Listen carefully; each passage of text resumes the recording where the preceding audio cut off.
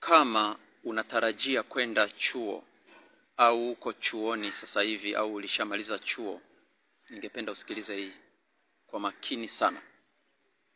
Shetani anaweka mkazo mkubwa sana mtu akifika chuoni aache kuzingatia course, yani ile course ambayo imempeleka pale, badala yake azingatie intercourse, swala ya mapenzi na nini. Nitakueleza madhara yake, na ndio maana unatakiwa unapofika chuoni naongea na watu ambao wana imani katika Kristo ili wavushe. Maana yako madhara nitaenda kukueleza. Ndio maana unatakiwa ukifika tu chuoni ujisubmit kwa watu wa Mungu. Kuna vikundi vya ibada. Kwa sababu hana mahali pengine, unajua ana maeneo yake, ana mitandao, ana media, ana vyuo, ndio maeneo ametega kwa ajili. Ndio maana angalia ulipoharibikiwa ni wapi. Utajikuta wengi sana umetolea mimba chuoni, wengi sana mmeharibikiwa chuoni, na wengi sana mabalaa yameanzia unapofika huko kwenye vyuo. Sasa nataka nikuonyeshe kitu ili uweze kuchukua tahadhari. Maandiko yanasema azinie na mwanamke. Na ukumbuke watu wengine wanaenda vyuoni wanakuwa mume na mke kabisa, unaweza kaishi. Wengine wanafanya vitu visivyo fair, siwezi kuvitaja hapa, vinasemekana huko.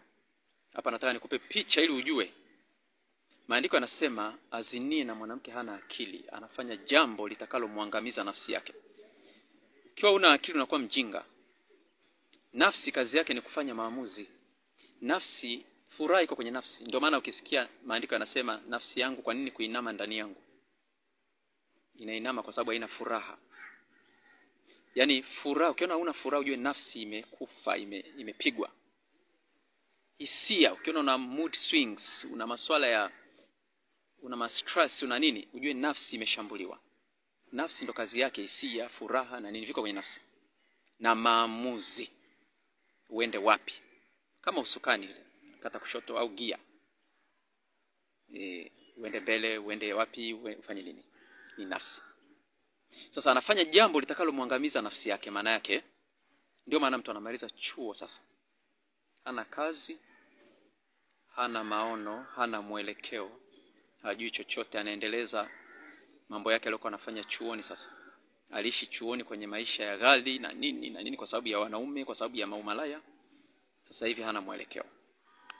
Nataka nikwambie kuna ujinga uko ndani yako, ndio maana uoni fursa, uzioni. Hana akili, azine na mwanamke. Uoni kazi, uoni nini, vyote nafsi imekufa. Una furaha na nini, imekufa. Na wakati mwingine mtu paka mwenyewe wanauana kwenye mazina hayo. Unaona amemua mpenzi wake, amefanya hivi, amefanya hivi.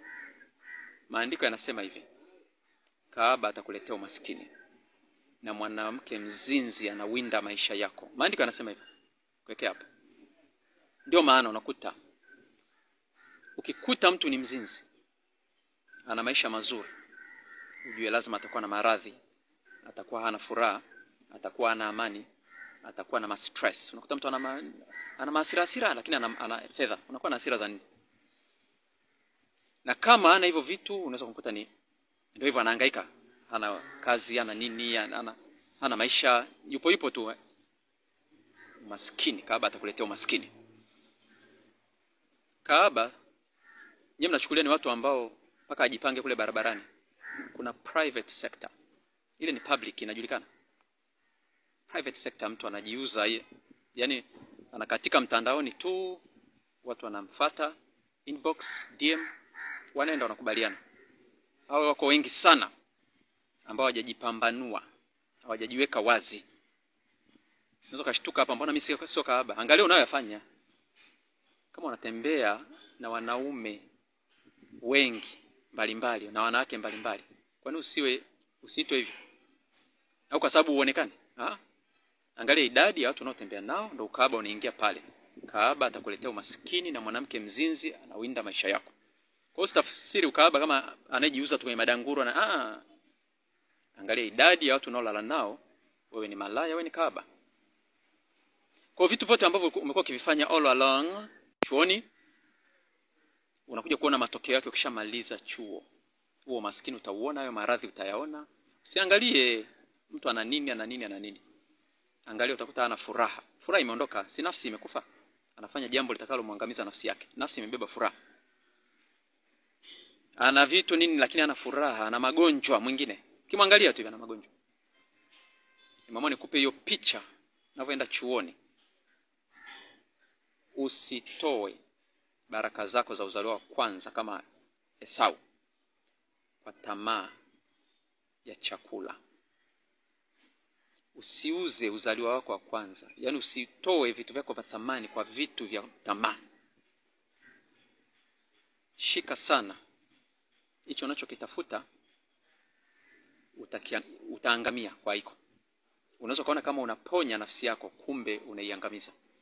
Unapewa pesa, unapewa nini, na unatembea na mwanamke unomtaka, unafurahisha. Unaona kama unafurahisha nafsi yako, kumbe unaiua. Na wewe unaona kama unapata pesa sio kwa watu mbalimbali huko na nene, kumbe unajiangamiza. Rudia kusikiliza hiyo.